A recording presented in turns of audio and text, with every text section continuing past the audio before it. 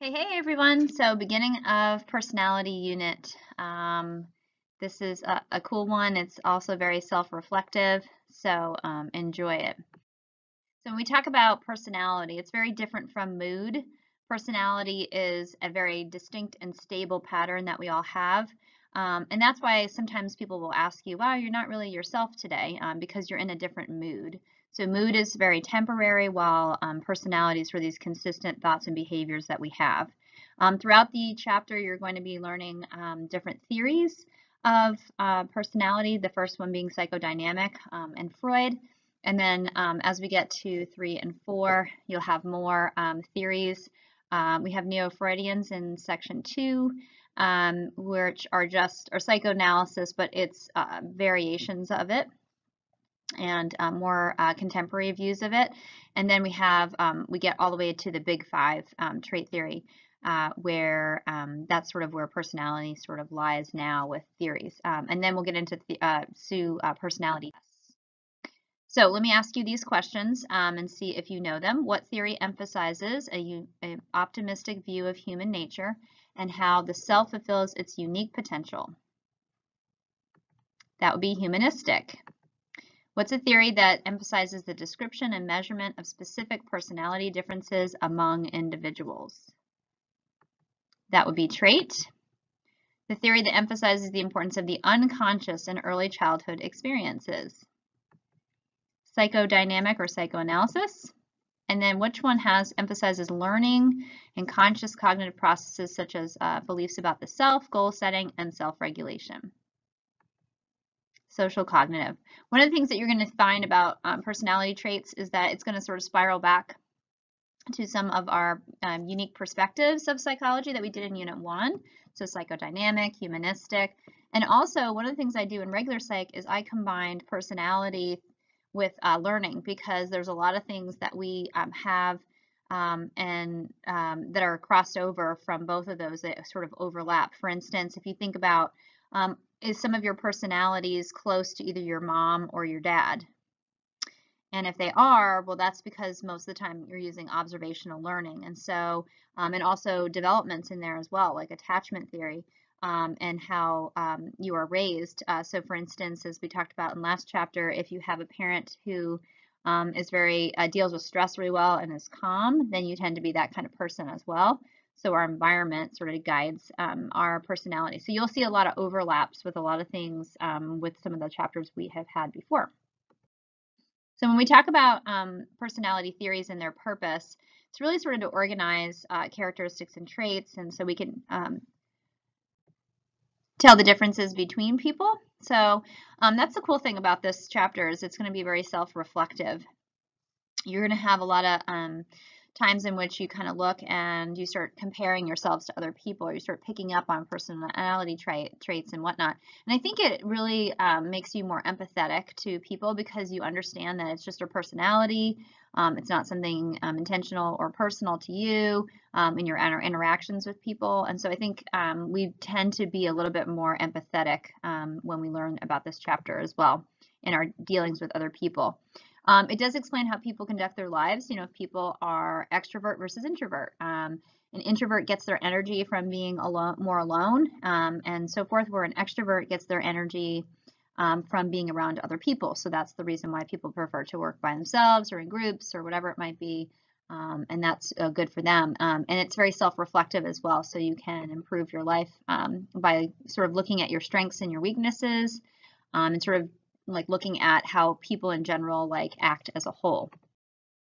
So if I was going to ask you this question, if you could have 3 wishes, what would you wish for? Think of 3 wishes that you would wish for. And normally in the classroom, I would have you jot those down. So if you want to, you can jot those down and see and take a couple minutes to think about what would be 3 wishes. You can't ask for more wishes, and you can't ask for a genie. What would be 3 things while I sip my Starbucks? Okay, so this was actually a question that was done in a personality study I was done with 450 college students who were asked that question just above. What's really interesting about is all the results based on the types of personality people had and also gender. Most of the common wishes were related to things like friends, happiness, health, marriage, money, success, self-improvement, and helping others. And when they broke it apart, they said that men and women had similar wishes, but men had more often, they kind of gravitated towards things like sex and power, and women tended to look at things like happiness, getting a better appearance, and better health in those. And if you look at least one of those, usually in the classroom, I'll ask how many of you have at least one of those topics, and almost everybody raises their hand that it's related to something. What was really interesting too is the different personality types and what they did as that, and think about how your wishes reflect maybe your personality. Extroverted people tended to have wishes that were more positive and feeling like happiness and things, and then neurotic people that sort of feel that way and act that way, they wish to be more sociable maybe, or more emotionally stable, so their health and so forth, better health was in their forefront of wishes. So it can reflect what your personality is. So one of the things that we do in the class that I want you, if you have not done this already, is to stop and open up the link for Freud. And it's a link having Freudian statements, okay? And does Freud have an influence in our common American culture today? So if you have not done this before, you are going to open up handout 11.2. You're going to read each statement, and you're going to use the scoring key at the top, 5 through 1, whether you strongly agree or disagree, and so forth. And you're going to put those numbers next to each statement. And then after, what you're going to do is you're going to score those. So there's a couple of ones that I need you to reverse, though. After you've answered 1 through 15, you're going to circle 1, 2, 7, 9, 13, and 15. And only those numbers, you're going to actually reverse what you said. So for instance, for number 1, if you put a 1 as your answer for scoring it, then you're going to actually make it a 5 because it's going to flip itself. If for number 2 you put a 2, then you're going to make it a 4. If in any of those questions, 1 through 15, 1, 2, 7, 9, 13, and 15, if you put a 3, you keep it the same. A 4, you make it a 2, and a 5, you make it a 1. Only for those questions. And then what you're going to do is use a calculator or your phone, and you're going to total up and get a total, and then come on back to the video. Okay, so let's see how you did on this and what the answer is. Okay, people who scored a higher score, maximum was 75, so a higher score from 1 to 75, had more support for Freud's view. So if you had close to 50, or I would say over 50% for sure, you agreed more with Freud than you didn't. So one of the things that we like to talk about is sort of what are some of those, where did some of those ideas come from? You can really see in a lot of the questions, there's a lot of questions about the stages and whether or not that person had actually had any conflict that maybe wasn't resolved in those certain stages that Freud has. And then one of the things that I asked too is whether or not we believe that there's any kinds of things that we see in society today.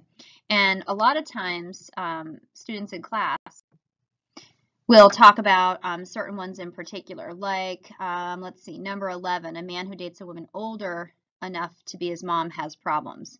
And often too, number 14, something's wrong with a woman who dates a man who's older and old enough to be her father. And if you think about that, a lot of times we'll have these stereotypical things where we'll say that woman is looking for money, or well, how could it be love? Those kinds of things. So obviously, that's something that we sort of have in our society. Also, number 12, as you can see, I sort of whited out one of the words that you can sort of assume what it is. And so strong women tend to be sort of seen as that. And some women is basically what we're talking about. Some women are sort of labeled in that way. So there's a lot of things on here. What's really interesting too is we see an example of a Freudian slip. Think about on that list, what would be a Freudian slip? Something that's not intentionally meant to be said, but is something that is unconscious. So if you said number 15, you are correct. An exam, a student wants to get out of taking an exam, and they say, "Oh yeah, my grandmother died." That slip is what Freud would say. The reason for that is because there's something in the unconscious, and because that person knows that they're lying, their grandmother actually didn't die. They're just trying to get out of taking a test. They actually make a slip saying lied instead of died. So that's an example of where we see that. The interesting part is whether or not there's any differences in culture. I know, for instance, there's someone from Eastern Europe that was talking in class about number 8, how fathers should remain somewhat aloof to their daughters. That's a very cultural thing in some cultures. There's a girl that I have in my classroom who's from Haiti, and she's Haitian. Now she doesn't believe in that, but she knows in her culture, sort of that patriarchal society, these questions would be, answered differently. Like the Eastern European student was talking about how it is normal for daughters not to speak to their fathers very much. And so that is something that wouldn't necessarily be an agreement for Freud. It's really an agreement with your own cultural things. So it's kind of interesting to look at that and see, where we sort of lie in terms of Freud. So let's move on and talk about Freud himself. The history of Freud starts with Annie O, and that sort of became the cornerstone of Freud's discoveries and his theories that he has today. And she was, her real name was Bertha, but they said she was Annie O, keep her identity secret. And she was rich, and she was Jewish, 21 years old. And she was a patient of Joseph Breuer, which is one of the people that worked with Freud and wrote some of his books. And she was being treated for catharsis. So it was recalling a traumatic event through hypnosis and then expressing those emotions that the event caused. Freud did not use hypnosis, he used talk therapy. And so that's where this case coined the phrase talk therapy. Annie O suffered from a lot of things, hallucinations. She thought she was seeing snakes, so she had some kind of psychosis. So it wasn't probably something like unconscious, childhood experiences were causing that, but the fact that, maybe those childhood experiences created a mental illness in her. She had partial paralysis. So we could say it's possible she had schizophrenia, seeing hallucinations, and possibly bipolar a little bit, because she thought she was pregnant, and thought it was the doctor's child, but that still could be schizophrenia, sort of coming up with falsehoods. And partial paralysis also, schizophrenic get like catatonic, and so they have these like kind of weird contortions they have in their body, so it's possibly that. Involuntary squinting, inability to drink liquids and things like that was also a part of what she was dealing with. It was thought to be caused by her ill father, who she took care of, and that stress on her body, they felt, did that. They eventually institutionalized her, and she actually did get better and became one of the most admired women in Europe, helping women who had been sold into prostitution, wrote plays and books about women's rights and things like that. And so, but she was one of the more important individuals in getting that idea of talk therapy. Talk therapy is still used today. It is one of the strategies that many psychiatrists use and psychologists use, along with other strategies as well, medication, cognitive strategies, like having somebody look and perceive the world a little bit differently and giving them strategies for that. But that's where he got his talk therapy. Some of the interesting things that we think about with Freud in terms of what he believed, he really believed in a view of determinism. And determinism is the idea that all behavior is caused by factors we have no control over. So Freud believed that humans had no free will, and that makes sense. If everything's going on in the unconscious, you don't even know that's why it's guiding your behavior, so no free will. Like, it's not in the conscious where you're aware of it, even in the subconscious where you could pull it out easily. It's really all the way down, and so that makes sense that he wouldn't believe in free will. And that's because he grew up and was a product of the Industrial Revolution, where everything was very predictable and organized and governed by laws, and so he felt like that was part of that. He did sort of have a romantic view that did sort of come out, and that people needed to have a heroic stand. And he got that from a German philosopher, Goethe. And he did say we need to be true to the principles regardless of the cost. So whatever is sort of part of your being, you need to, be sort of true to that and true to yourself. Why do we still study Freud today? There is a video that I want you to stop and watch. It's kind of interesting just to see those connections and see the falsehoods of what's true and not. That might be very helpful for you as you move into one of the activities, which is to create an argument about Freud. So you could stop the video now and go ahead and watch that and take a few notes on why we study Freud today. Okay, coming back, a couple things I would say as we sort of look at some of the work and what you might need to pick up for the AP exam. Definitely the idea of free association is with Freud and talk therapy and dream analysis. We've done that already. Those three in particular, which I think is why they may give you an example like who wrote the interpretation of dreams. If you hear that, it's Freud. Okay, dreams, anything about dreams is Freud. In particular. That's who they're really looking for. So free association is kind of what I would say is close to instructionalism that we talked about in Unit 1, introspection. And that idea of, just reporting out what you're feeling and thinking like right off the top of your head. And that's supposed to sort of reveal your unconscious thoughts and emotions that are going on. Other things he's talked about, those Freudian slips are in the psychopathology of everyday life. So they may ask you about a slip of the tongue and that's Freud as well. And then remember, he did a lot of work on civilization and discontent about the Nazis.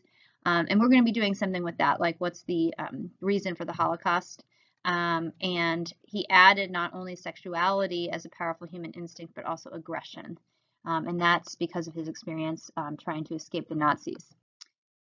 So here's an example of a free association exercise. This is actually one of the first personality tests that was ever done in inkblot. And it's kind of like the TAT test as well, where you look at an ambiguous picture, right? And then you say what's on your mind and tell the story. It's very similar to that as well. And again, that sort of introspection idea of just what do you see? And that's supposed to be what's lying directly in your consciousness, but also your subconsciousness, because it's things that are sort of underlyingly on your mind and so forth. So if you sort of like have no idea what's going to be shown to you and you look at it, like, what do you see, right? So as you look at it, what is the things that you do see? Do you see any objects in that picture? And how could you characterize those into something, a symbol or whatever it might be?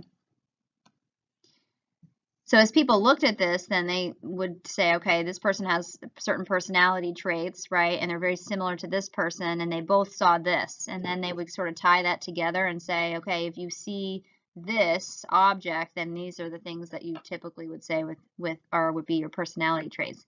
So things like this. Now, you may have seen a roasted chicken, or it kind of, that's what I see first, is a roasted chicken. Some people see a cow and so forth. I think that's sort of the roasted chicken as well. So they would say that you have doubts about what you're doing, but overall you feel centered and cleared about what you need. Alienation's not your thing. You'd rather be passionately engaged with something. You get bored contemplating the meaning of life. And so forth. You think a carrot's a carrot and nothing more about it, doesn't need to have any analyzation. If you looked at a cartoonish cat that looks shocked, the whole image, okay, you would like to get involved and work things out as they come, which explains your loud, passionate side. It's very important for you to feel like someone is on your side listening to you. Negotiation and conflict are facts of life as far as you're concerned. A faceless woman, this one we had a really hard time finding, or someone in a wing, but some people saw it, and it's upside down, so you'd have to look upside down. If you set yourself high standards and expect others to do the same, you aren't convinced that patience is a virtue, but you should be more patient because it's good for your health. A lot of people see the last one, which is the rocket or the tower, that white space in sort of the middle.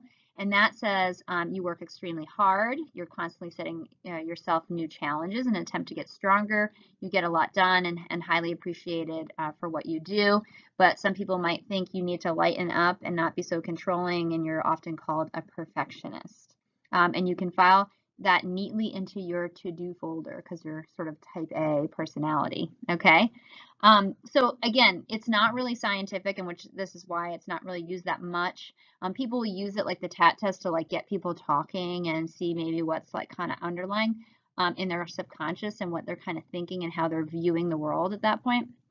But again, it's really not super scientific, so that's why we use different tests besides that. But this would be an idea of a free association and a personality test. Okay, so what is his theory of personality? What psychodynamic, what are we looking at?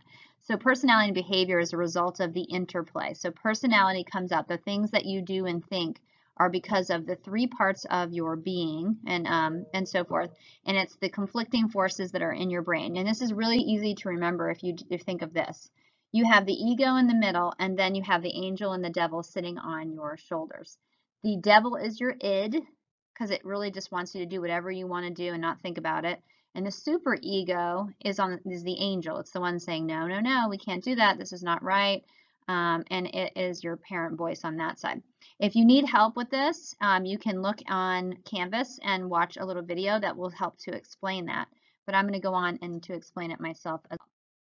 So basically what he's talking about with the unconscious is that we have all these wishes, drives, and feelings. And as we talked about in dreams, sometimes we live out dreams that are inappropriate or things that we wished for or and whatnot. It was like the student I had in class that pretended that they were driving at age 3. So that would be a wish or desire and so forth. And there's all kinds of symbolic forms. So on one of the statements that's on the handout 11.2, that was the idea, number 10, the phallus is a symbol of power, okay? A phallus is a penis, that's what that is, okay? A phallus could be a genital, it could be seen as that as well, but from that perspective, a penis is a symbol of power. That's what Freud would say. He would say that if we dreamed about ovens, we were dreaming about vaginas, and if we were dreaming about swords, we were dreaming about penises. So a lot of it had this symbolic form, and that's where that dream analysis kind of and free association would be evidence of those fantasies and conflicts going on. So dreams beneath the surface image, or we call that the manifest content, beneath the surface. So we look at the layers of the mind, according to Freud, on the iceberg. All the subconscious is that manifest content, and there's a lot more of that than what we have in our consciousness, according to Freud. So in that lies the latent content. So all of that iceberg is all the true, hidden, unconscious meanings, all disguised in dream symbols and in symbols that we have. Freudian slips are those unintentional actions where the unconscious is starting to bring itself out, okay? And then we have the three parts of that are all in conflict. So id, like I said, is the one that's going to want you to do everything. It is living on the pleasure principle. It's driven by getting those needs and urges and not thinking about the consequences. So it can be very dangerous at times. It's the reason why kids will like grab a cookie even though, or 3 cookies, even though mom said that they shouldn't, because they want it. They just want it. And they're going on getting that biological urge of hunger. Sexual urges were a big thing about Freud, the libido, and doing things because your libido. So someone who cheats on a girlfriend or boyfriend or on their husband or wife, their id has taken over and they don't really care. They're being driven by a sexual urge. They also can be very aggressive, and that's something, where, I really want to hit that person, but you don't. That's your ego kind of keeping your id in check. And then if you do that, and you're like defending yourself and sort of recklessly having behavior, then that's your id sort of saying, well, I don't care what happens, like I'm just mad, so that is the Thanos instinct, the death instinct that's taking over. Okay, so that's the most primitive part of our being, according to Freud. So the ego is in the middle, right? And he's going to be, or she, I should say, is going to be guided by the reality principle, because they're in the consciousness and they're there making pragmatic, like very practical decisions, very rational decisions, and they're sort of the mediator between id and superego. And so they're going to make sure that there's a compromise, and that's going to reduce the urges of the id to make sure that happens. So the example here would be a child waiting their turn. Now, if id was taking over, the child would steal the ball or cut in front of the line, whatever they want, that kind of thing. The superego would be the absolute opposite, where they're like, no, they're kind of cowered in the corner, and they're like, no, I'm not even going to try to get in line to get a turn. I don't care.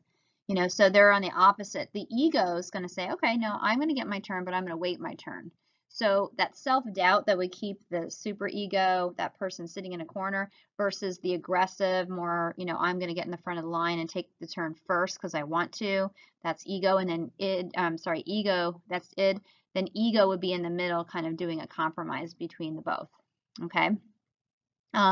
Anything that's repressing an impulse or removes it from awareness does not, if it can't find a compromise. Okay.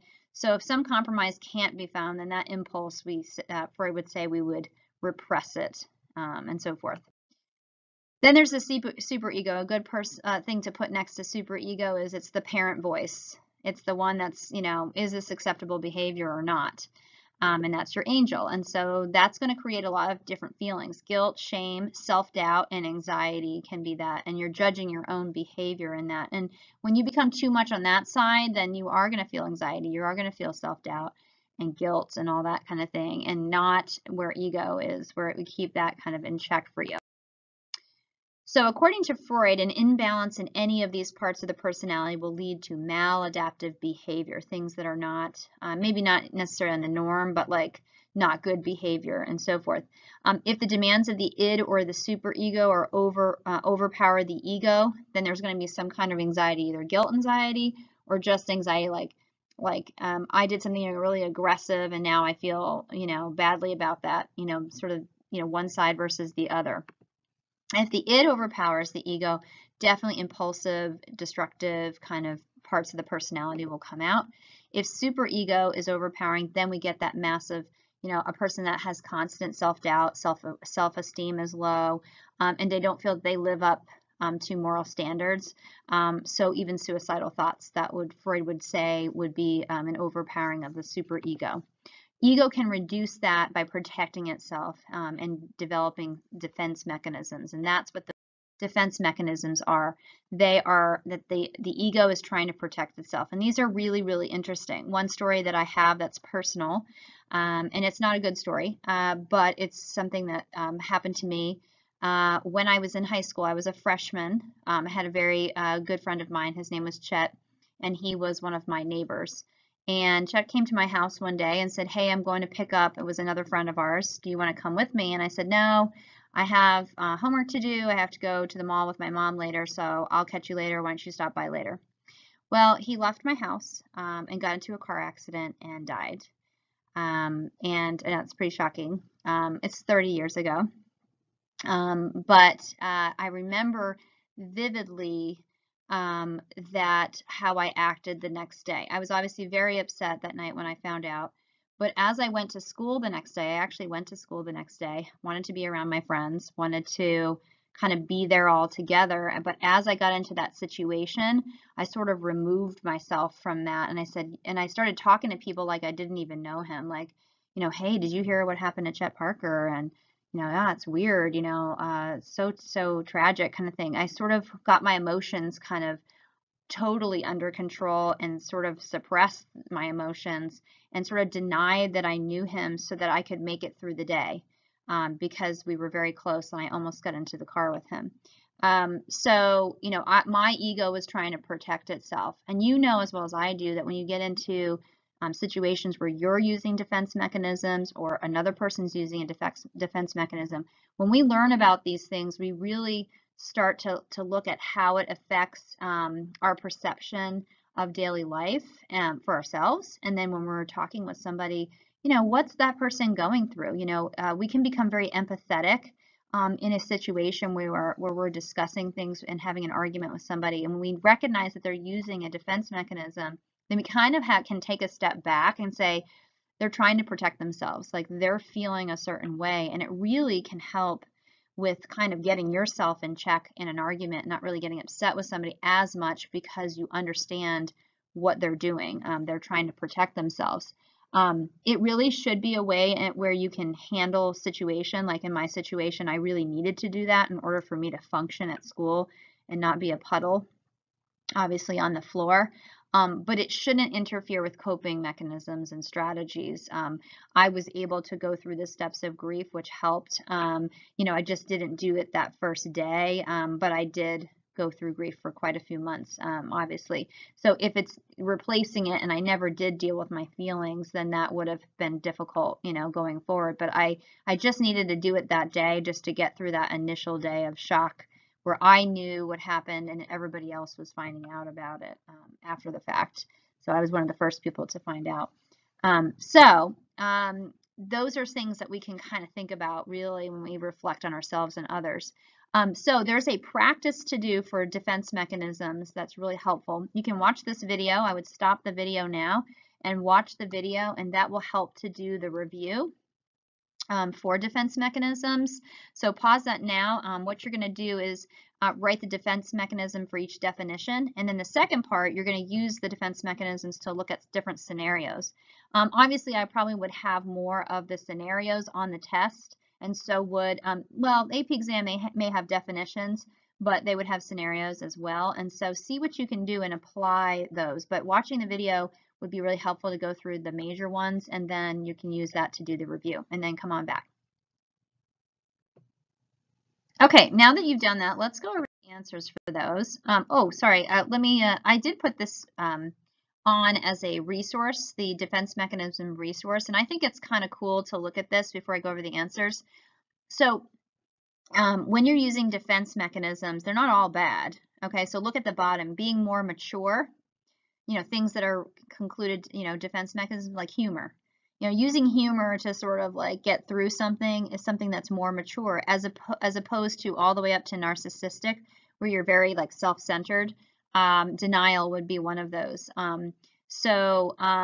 Denial would be avoiding something, being aware of the reality of it. So Dr. V, you have cancer. No way, Jose. No way I have that. Like, there's no way, because you're trying to avoid a very painful thing. I couldn't possibly get that. It's me. I'm an athlete, whatever it is. So that's more the narcissism coming out. Immaturity, blocking. I don't remember his name. It's on the tip of my tongue. Inability to remember things, regression, introjection, unconscious imitation. So the resident acts and dress like the attending he admires the most is a very immature thing to do. Things that are related to anxiety are all in the middle there. Temper tantrums, trying to become something because you did something really badly in the past is because you have anxiety about and guilt about that. Disassociation is through anxiety. So like a woman who's being raped, she'd feel like she was watching it from above, like trying to just disassociate completely. And that's not because it's immature, it's because it's anxiety filled, obviously, with that situation. So you can really kind of see like some of these, like what they are, and sort of like what are some better ones versus some other ones, and more the reasoning behind those as well. Okay, so when we talk about I'm so sorry. The answers for the defense mechanisms, the definitions and the scenarios are out onto Canvas. You can take a look at those and do those after the fact, and check your answers. I will have another scenario one the next time to see in case you missed some of those. You can try those again, and so forth. Okay.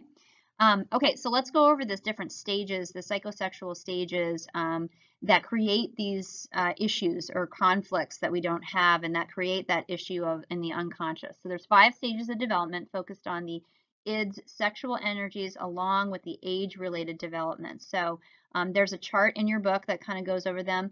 Also, I put a Freud psychosexual stages resource also on Canvas that you can print out along with the defense mechanisms resources as well. It's very like tiny little thing, but it at least gives you a resource there. So there are 5 stages: oral, anal, and phallic, and those stages are the foundation of the personality according to Freud. And that's in the first 5 years of life. So he really believes that in the first 5 years of life, you develop your basic personality. Now, I've had this conversation with with students over the years, like, of, you know, what do you think? Are you different from when you were 5? And some people say no, basically not. But some people say, yes, I'm completely different than when I was 5 years old. And so it's sort of like your own analysis of that. But Freud would say by 5, you have developed basically your personality.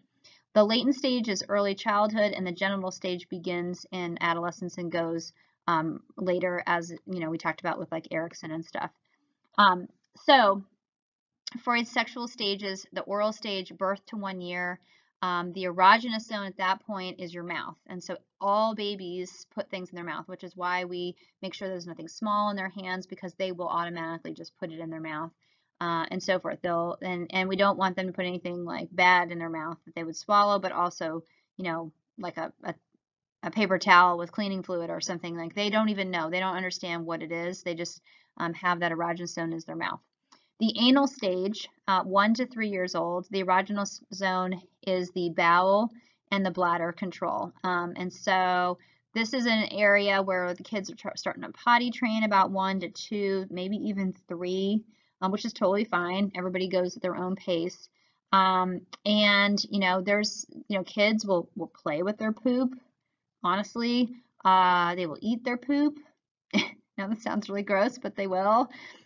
They will pee where they're not supposed to pee, and some will potty train just fine. So depending on what's going on with that, Freud would say your conflict would arise if you don't resolve that.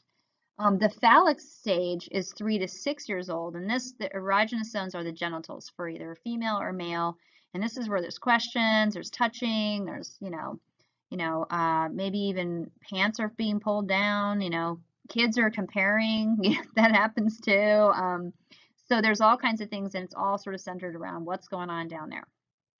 Okay, and then latent stage is 6 to puberty, and that's the libido inactive stage, as opposed to genital stage, puberty to death, and that's where we have mature sexual interests, and so forth.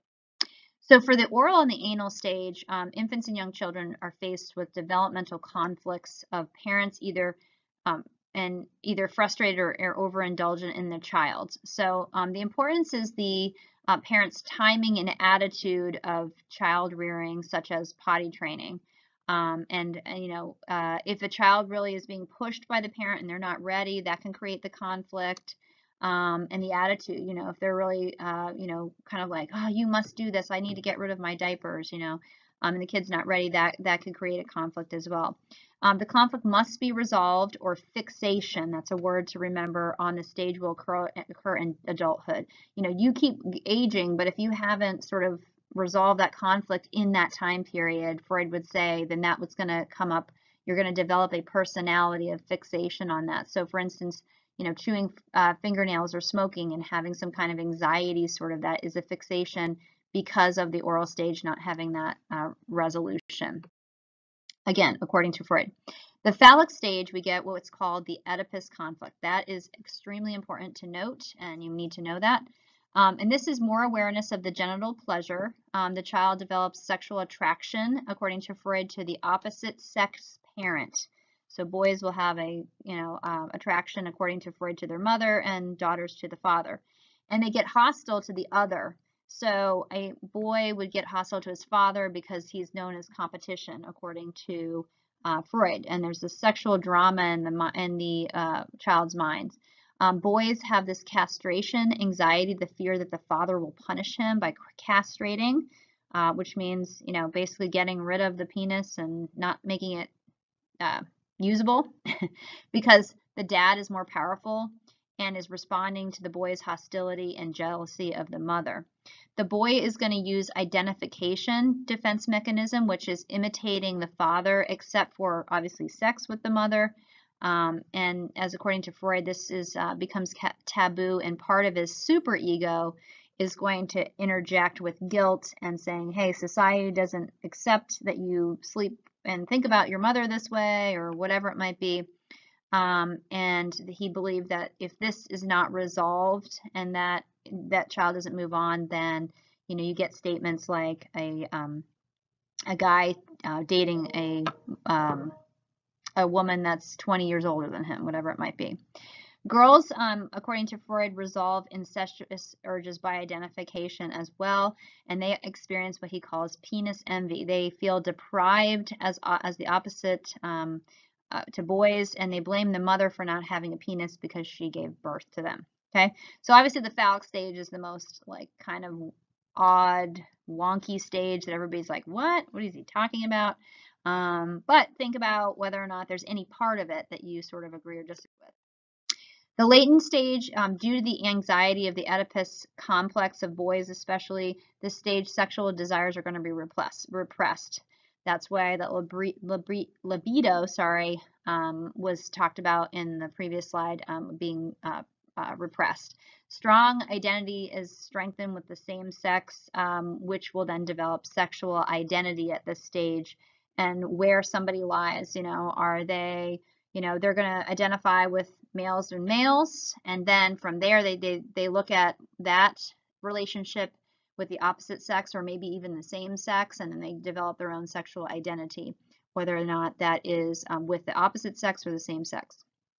The genital stage, incestuous urges, according to Freud, resurface, and it's prohibited by the superego, who's saying, no, you can't, have, a relationship with your mother during, after adolescence. And so the superego is going to say there's moral standards and societal limits, and then that's where acceptable partners and substitutes, according to Freud, for the mother or the father.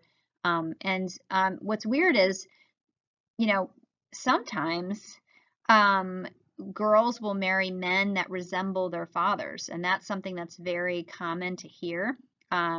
So, somebody has a similar personality to their dad. So the result of this is healthy personality and a sense of sexuality is developed due to all these resolved conflicts at all these stages. The person's enabled to love and have a productive life and to rear children in the right form.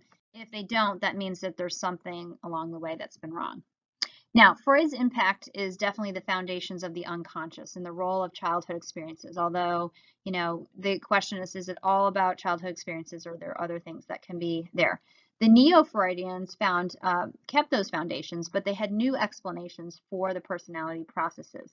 They disagreed with Freud on sexual urges as being the motive for behavior. They also disagreed that personality is determined by early childhood, by 5. And they recognize the role of experience and actual living after 5 years old that can have an effect on personality. And that's the reason why some of us would disagree. Like, I'm way different than when I was 5. And I would agree that I'm different than I am when I was 5. They also disagreed on his pessimism and view of humanity. They thought he was very pessimistic about how people were interacting with their parents, and how parents thought about children and things like that. And about women as well. So Carl Jung is Freud's crown prince. He's one of the neo-Freudians. He said, were motivated by achieving psychological growth, self-realization, and that sort of humanistic approach. He said that personality continues to develop through life, and that cultural studies that identify common images and themes of dreams led to what we call is the collective unconscious, the deepest parts of the human psyche. There is a heritage of sort of this evolution of man, and that everybody sort of understands, we all have this sort of similar symbolism of this evolution of the spirit of the human psyche and so forth. And so what he came up with was that we have certain archetypes, and I'm going to go over those in just a minute, but contained in that collective consciousness are these mental images that are universal to human instincts and themes across cultures.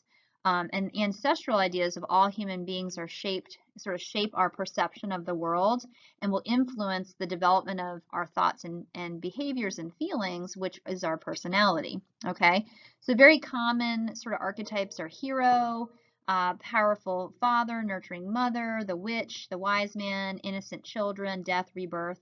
And every man and woman has 2 archetypes, the anima and the animus. We all have feminine sort of qualities, and also like nurturing men can be very nurturing. That's more of a female quality according to like evolutionary things, and masculine qualities women can have very masculine qualities as well. We all have this.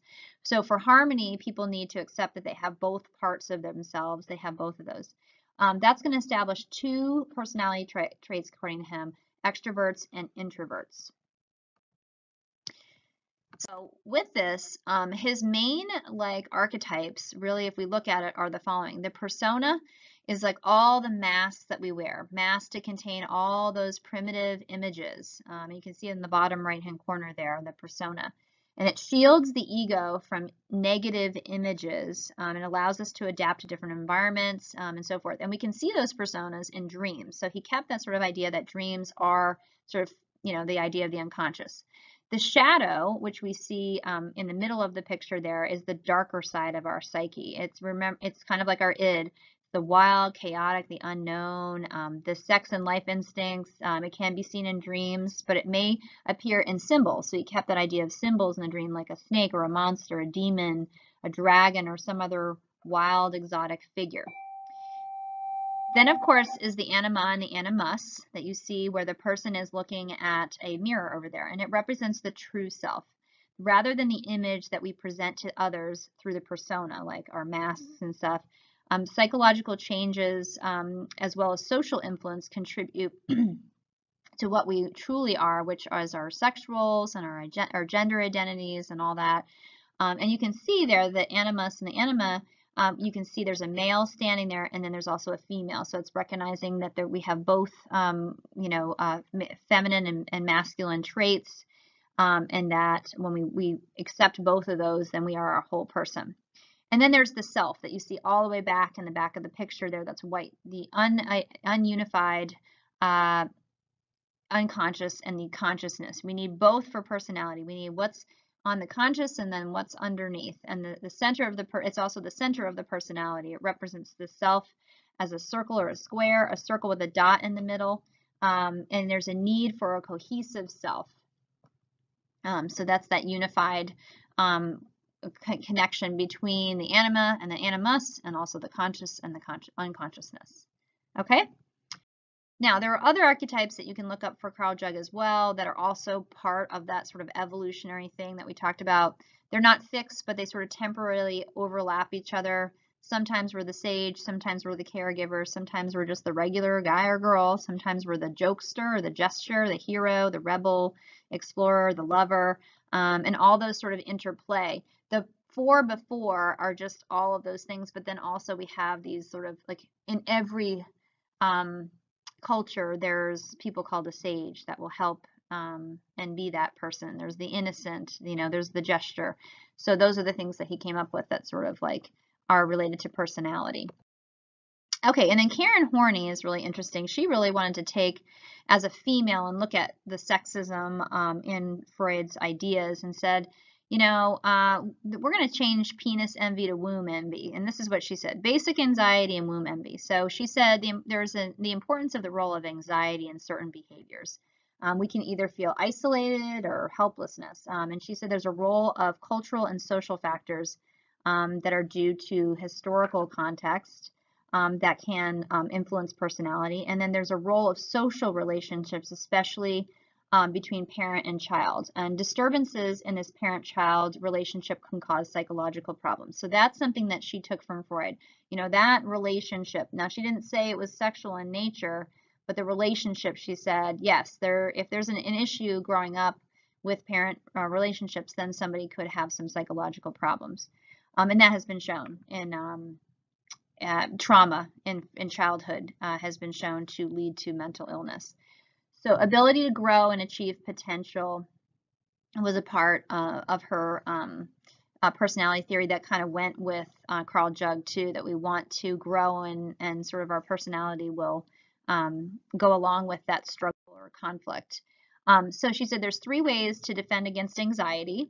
So again, addressing the idea of defense mechanisms. If one dominates more than the other, there's going to be conflicts or problems. So people defend they move towards people. So if they're moving towards people, you'll get people like using approval and affection. So being overly affectionate or, Can you just give me some feedback? You know, being really overly like where you need approval. If you get too much of that, then that's going to cause a problem. You know, people who do things for attention, they're sort of in that A category too much. But if we use all three, we're sort of like in this nice little balance according to Horney. So moving against people, so the need for excessive power or power over others. At times, some of us are take control of a situation, but if we do it all the time, then that's going to cause problems. Moving away from, so the need for some independence and self-sufficient, being aloof a little bit or detached. And sometimes we're like that, you know, where we need to be independent. But if we do it all the time, again, that's going to cause conflict. And balance, some healthy flexibility and balancing these needs are going to be where that is. She said someone should be capable of giving in to others or fighting or keeping to oneself, sort of like having all this balance. Is something, and again, all of those represent like how you're acting, and then that's going to represent your personality. So womb envy was, again, she really disagreed with his characterization of the female development, and she said females envy males' status in society, not the fact that they have a penis. Men suffer from womb envy, she said. Women's capacity to carry children, men are more productive in their work due to their minor role in reproduction, and that's why they're able to have that status in society, which is really interesting kind of a conversation to have when you're kind of thinking about the argument whether or not you agree with Freud or not. You know, is that true? Are men, you know, who are fathers, could they have some kind of, you know, envy that they don't get to have that physical, like, relationship with the baby? You know, they just kind of sit there and watch, you know, while the mother's experiencing all of the movement inside and sort of this like really big attachment that kids have because the mom is the mom, right?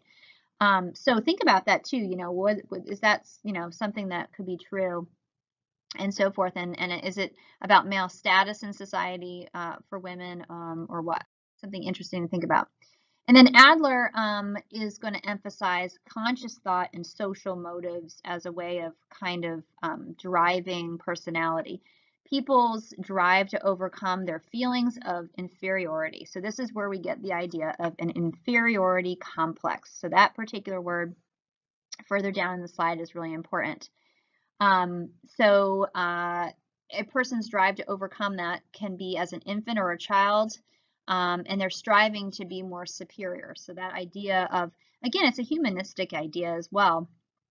Like Jug was talking about, you know, trying, and Karen Horney, that they wanted to, you know, everybody wants to always excel and get better. And we want to improve and master challenges and have self-perfection and self-realization, as Carl Jug was talking about. Inferiority and compensation are universal and seen as constructive and also valuable. So your inferiority complex is someone who's trying to do things to cover up those weaknesses. So that can be seen as a defense mechanism that was, you know, originally with Freud. And they're unable to compensate, and to avoid feelings of being less than others is due to their excessive feelings of feeling that way. So they're not really unable to strive and master and self-improve because they're just constantly trying to cover up, and they're unable to compensate for weaknesses. So for Adler, he also talked about the superiority complex, the caused by overcompensation. This is the people that constantly talk about their accomplishments and how important they are to cover up weaknesses and deny reality. So it'd be somebody who thinks that they're really good in math and they just keep talking about it, but they keep failing tests and so forth. So that inferiority complex would be that one. Somebody who's overcompensating is sort of exaggerating their accomplishments. You know, they got a B and they say they got an A, and the teacher wants them to teach the next class period, and it's not quite the reality that's there. Okay, and that can really create personality traits if the person does that on a consistent basis. So the ability for growth is in potential as well, and he agreed with the influence that culture and social factors have, which is something that Freud didn't really address, that we have cultural and social experiences, and that's what the Neo-Freudians really talk about, is that social and cultural factors that can influence why people behave they do. Parenting is another thing that Adler brought up, influencing the type of lifestyle that children choose. So spoiled children, if they're parented that way, are going to be more self-centered in their personality. Neglected, obviously, would come out with something more negative like anger and hostility, and so forth. So the last two, Erich Fromm and Erikson. Erich Fromm, a person needs to belong, so they conform to ideas of others and join groups that way. That's the reason why. So again, that's more of a social, cultural maybe influence, and that's why they behave and create personalities. They want to conform and sort of be in a group, and so they tend to have personality traits that go along with that. And then this is really a review as well. So Erik Erikson comes back from developmental and really, you know, out of all of these conflicts that we talked about, there is you know, the role of those conflicts. So the idea of that really, again, comes from Freud, you know, that we have unresolved conflicts. If we have a positive way that we came out of that conflict from trust and mistrust, and this is the way we look. So favorable will be you have faith in the environment and true, you know, you're a very trustworthy person. You trust people. However, if you come out of that conflict with mistrust, then you're very suspicious, and that could be, you know, part of your personality. So again, that's something that he got from Freud, was the idea that unresolved conflict can create issues. So one of the things that you'll look for in section 3 as you start reading is this evaluation of Freud. You know, what are the things that people disagreed with? One of the ones was inadequate evidence. They believed that he didn't have enough evidence to, you know, come up with this theory that he thought was so right. It was based on a small number of patients. They were all very well-to-do. They could afford to come in and speak with him. They were well-educated, and he felt like there was some skewed data because some of them were historical figures. He took no real data or no notes, and so, you know, really, was Freud imposing his beliefs on his patients, and did he have confirmation bias? It's possible, okay? So that's one thing, you know, he's talked about so much, but he really had some, people say, some inadequate evidence. A lack of testability because of that lack of evidence. So there's vague concepts that are really impossible to measure. And the questions you need to ask yourself: how do you prove the existence of an id or ego? How do you operationally define the pleasure principle? If you're doing research, how do you say, well, if I'm going to repeat this research, how do I operationally define what the pleasure principle? How do I create a scale, and what's that scale going to look like, and so forth? Many of the concepts people said were impossible to disprove as well, because they were very vague. If your childhood memory does not align with Freud's early childhood experiences, then you can have repressed it in his mind. So some of it's hard to disprove if it's the unconscious. Not very open to some of the theories, not applying to patients. Always found a way to explain how the theory was true. Like I said, you know, if you can't you know, align with a memory, then you repressed it. So it's hard to disprove some of that. It's better at explaining past events and not future behavior, as a way to look at it as well. And the flexible interpretations led to different motives, especially when explaining the same behavior with different defense mechanisms.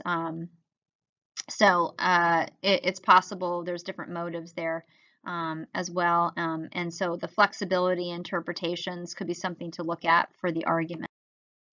The last thing that they argued was about sexism. They believed he had a sexist view of women, which would lie in the historical context of the 1920s and 30s. Penis envy involved shame and inferiority, so women were more vain and masochistic and jealous than men. And then women's were more influenced by emotions and have a lesser ethical and moral sense and standards and so forth. So a lot of people argue that's why he's not relevant. Okay. Male psychology, according to Freud, was the prototype, and women were the deviant. And again, that went with historical context. He did have a daughter and other women that worked in the fields. So it wasn't that he didn't, you know, feel that women had a place in even professionalism. But in his work, he really, those kind of conclusions were kind of drawn that men are the prototype and women are the exception. And that's why penis envy was more than womb envy. Okay.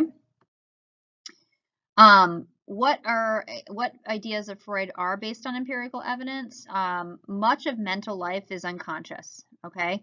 That we can sort of deduce now. Early childhood experiences, that's another thing, have a critical influence on your relationships and your adjustments. And attachment is a big one, temperament, all those early childhood things, we know from development that those are right. People differ in degree in which they regulate their impulses, emotions, and thoughts towards adaptive and social acceptable means. So through Freud, there's definitely some things where people have different ways of regulating that id-ego, superego. You could kind of think about that. We remove the names of those things. Yes, people have different emotions and impulses, and some people are more impulsive than others. So that could be something that's could be based on empirical evidence as well. Okay, so one of the things that you're going to do now is you're going to work to create your argument. Was Freud a genius? Okay, this is the project for Unit 11. Was Freud a genius who discovered brilliant, lasting insights with human nature, or was he deeply neurotic, driven man who fostered a twisted, personal view of human nature and on an unsuspected public? I really want you to think about this and develop an argument. I mean, some of the things that he said are being used today. So make sure that you have, sort of that really thoughtful look at how you would answer that question. Okay, you're going to develop a position based on the question that I just asked and recognize 3 problems with Freud's theory. 3 problems. Okay. The 3 problems that you're going to recognize is the inadequate evidence, the lack of testability, and sexism, okay, because those were in section 3. And then what you're going to do is you're going to include in your argument some outside research if you want, and then also you're going to address the neo-Freudians, okay? So as it says in number 1, research and acquire sources and perspectives in the field. So you're going to first address, according to Freud, is he a genius or is he neurotic? You're going to talk about Jung, you're going to talk about Horney and Adler and their alterations, and you're going to use those to sort of evaluate whether or not Freud was completely crazy. Or you can use other perspectives, look up support and people that negated Freud's theories and make a determination on that. And then you're going to develop a position, genius or neurotic, and outline your argument. Now you can have whatever presentation you want. You can put it on Google Slides if you want. You can have an outline. Some of you like to do outlines and just do an outline. You don't have to write an essay or anything. Just outline your argument. Just have it clear like what your argument is. And then I'm going to look at the strongest argument is going to win. I may take, top few or whatever it might be. And this is weird because it's going to be me next to me. But Athena, goddess of wisdom, that's me, is going to decide who wins. Okay? So good luck with that. Have fun with the project. Use it as a way of kind of a different thing we're going to do this time about argument-based like development on psychology and personality. Have a great day.